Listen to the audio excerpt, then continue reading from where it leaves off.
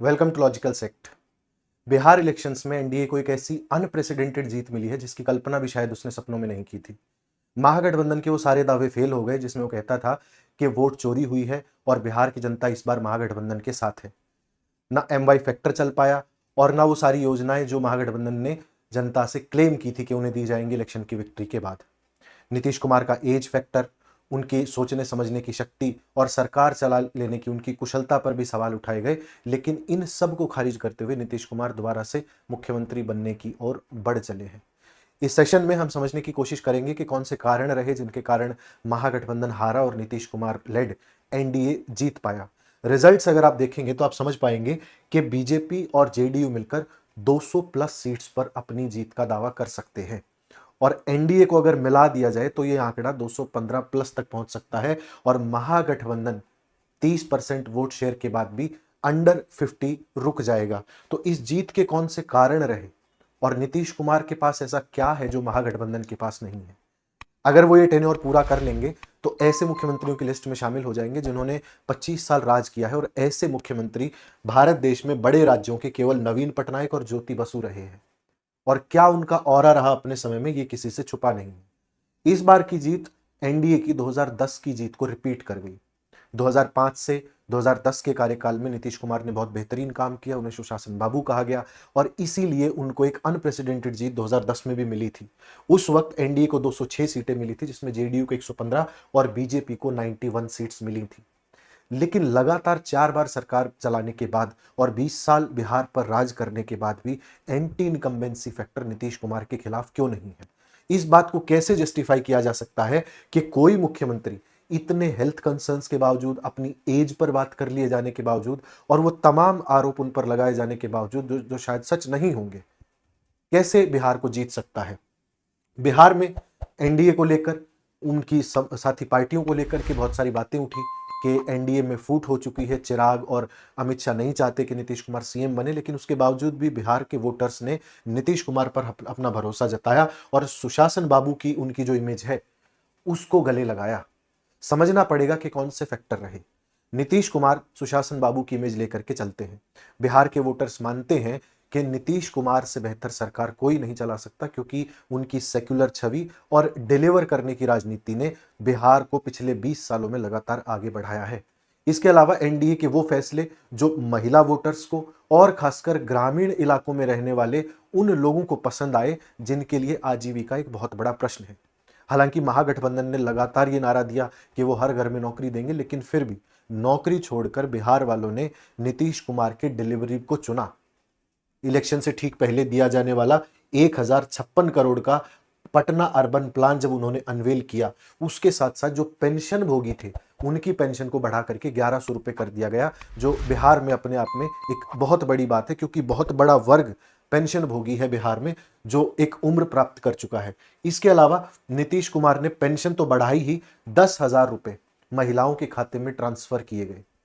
लोग कहते हैं, विश्लेषक बताते हैं कि ये एक बहुत बड़ा मूव था नीतीश कुमार का और वोटर्स को ब्राइब भी किया गया शायद उनके तरीके से, लेकिन इस ब्राइबरी को भी बिहार के वोटर्स ने हैप्पीली रिसीव किया और नीतीश कुमार के पाले में आए।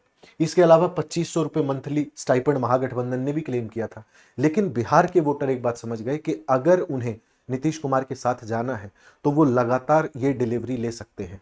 महागठबंधन सिर्फ क्लेम कर रहा था लेकिन वो देता नहीं देता, इस बात को लेकर के बहुत बड़ा प्रश्न चिन्ह था। ये प्रश्न चिन्ह क्यों था इसको भी समझेंगे, लेकिन जब नीतीश कुमार डिलीवर कर रहे हैं तो महागठबंधन के प्रोमिसेस पर जनता क्यों बिलीव करेगी। तेजस्वी यादव ने एक और चीज क्लेम की थी कि हर घर में नौकरी देंगे, लेकिन बिहार के लोग ये समझे कि हर घर नौकरी देना किसी भी तरीके से संभव नहीं है किसी भी सरकार के लिए। तो ये एक फॉल्स प्रॉमिस की तरह बिहार की जनता को लगा और न सिर्फ ओबीसी वोटर्स बल्कि नॉन ओबीसी वोटर का एक बहुत बड़ा तबका नीतीश कुमार के साथ आकर के खड़ा हो गया, जबकि उनकी जाति के बिहार में सिर्फ 2.8% वोटर्स हैं। इतना कम वोटर बेस होने के बावजूद भी दूसरे वोटर बेस में सेंध लगाने का काम जो एनडीए ने किया है वो उसकी जीत का एक बहुत बड़ा कारण बना। एनडीए ने अपर कास्ट वोट्स के साथ साथ दलित, महादलित और ओबीसी के नॉन यादव फ्रैक्शन को भी तोड़ने का काम किया, जबकि महागठबंधन ऐसा नहीं कर पाया।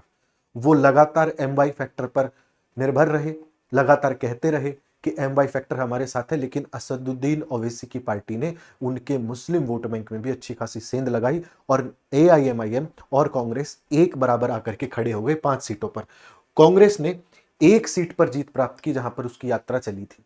ऐसे क्लेम्स बिहार के इलेक्शंस के दौरान किए गए जिनका कोई आधार जनता को कम से कम नहीं लगा। कांग्रेस ने कहा कि वोट चोरी हो रही है, लेकिन उसे साबित नहीं कर पाए। हरियाणा के इलेक्शंस में जिस धांधली की बात कांग्रेस ने की थी, उसे लोगों ने बिल्कुल बाई नहीं किया और जहां से वोटर अधिकार यात्रा बिहार में निकली थी, उस केवल रूट के एक सीट पर कांग्रेस अपनी जीत दर्ज कर पाई।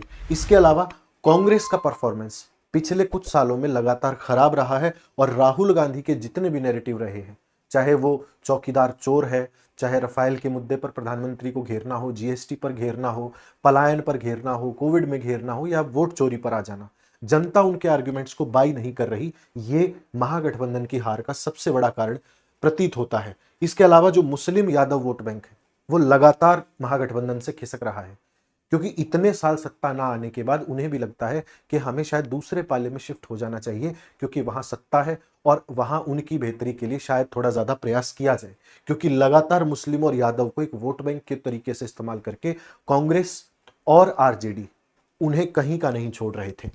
इसके अलावा एक जो बहुत बड़ा कारण रहा जिसने महागठबंधन को हराने में शायद बहुत महत्वपूर्ण भूमिका निभाई हो, वो है RJD का जंगल राज। लोगों को 1990 का वो दौर याद है जिस वक्त दिन दहाड़े चोरी कर ली जाती थी, दुकानों को लूट लिया जाता था, शाम होते ही दुकानें बंद हो जाती थी। पेरेंट्स ये सोचते थे कि उनका बच्चा घर आएगा या नहीं आएगा। लोगों को ये चिंता सताती रहती थी कि उनके खाते में कितना पैसा पड़ा है, उन्होंने कितनी जमीन ले ली है। इस बात से राजनेता और बाहुबली लगातार उन पर नजर बनाए रखते होंगे और किसी न किसी दिन या तो उनकी जमीन पर कोई कब्जा कर लेगा या उनकी दुकान को लूट लिया जाएगा। जो किस्से, जो कहानियां किताबों में डॉक्यूमेंटेड हैं, वो महागठबंधन के जंगल राज के लिए बहुत सिरदर्द साबित हुए। तेजस्वी यादव हालांकि एक नया चेहरा है, लेकिन वो अपने पिता की इस छवि से अभी तक छुटकारा नहीं पा पाए हैं और जब तक नहीं पा पाएंगे तब तक चाहे वो युवा हो चाहे वो महिला हो, उनके दिलों में नहीं बस पाएंगे और उनका वोट प्राप्त नहीं कर पाएंगे। महिलाओं की अगर बात करें तो RJD के वोटर के वोकल होने की बहुत बातें कही गई कि RJD के वोटर सड़कों पर आ जाते हैं, कैमरों के सामने चिल्लाते हैं, छीना झपटी करते हैं और सरकार बनाने के दांव के साथ ही अपनी लाठियों को तेल पिला लो, इस तरीके के वाक्यों का इस्तेमाल करते हैं। महिलाएं voter on the other hand बहुत साइलेंट होती हैं और अपने लाभ के लिए वोट करती हैं। ये बात शायद महागठबंधन नहीं समझ पाया। उन्होंने अधिकारों की बात तो की, उन्होंने मुद्दे तो उठाए, लेकिन वो महिलाओं को ये विश्वास नहीं दिला सके कि नीतीश कुमार के महिलाओं को साइकिल देने, पेंशन 1100 करने, 10,000 रुपए उनके खातों में देने और सड़क और इलेक्ट्रिसिटी का जाल बिछाने के अलावा ऐसे कौन से काम है जो महागठबंधन कर सकता है। महागठबंधन के पास सिर्फ वादे थे और नीतीश कुमार के पास डिलीवरी थी, जो वो पिछले 20 सालों से करते आ रहे हैं और इसीलिए ये सारा एक मिला करके परिदृश्य जो बनता है वो महागठबंधन की हार में ट्रांसलेट होता है। हमें यह समझना पड़ेगा कि एक और बड़ा कारण जो महागठबंधन की हार का रहा वो था उनकी फ्रेंडली फाइट। ना तो वो अपने वोटर बेस को ये उम्मीद दिला पाए कि वो दोनों सच में साथ मिलकर चुनाव लड़ रहे हैं, क्योंकि बहुत सारी सीटें ऐसी थी जिन पर कांग्रेस और RJD में फ्रेंडली फाइट्स भी थी, यानी कि दोनों के कैंडिडेट्स एक दूसरे के सामने खड़े थे गठबंधन में होते हुए भी। बीजेपी के अलायंस में, NDA में हालांकि बहुत बार ऐसी खबरें आई कि बहुत कुछ ठीक नहीं चल रहा है, लेकिन उसके बावजूद सीट शेयरिंग ठीक से हो गई। बाद में किसी प्रकार का बयान किसी नेता की तरफ से नहीं आया। लगातार इधर से नीतीश के फेवर में बातें होती रही।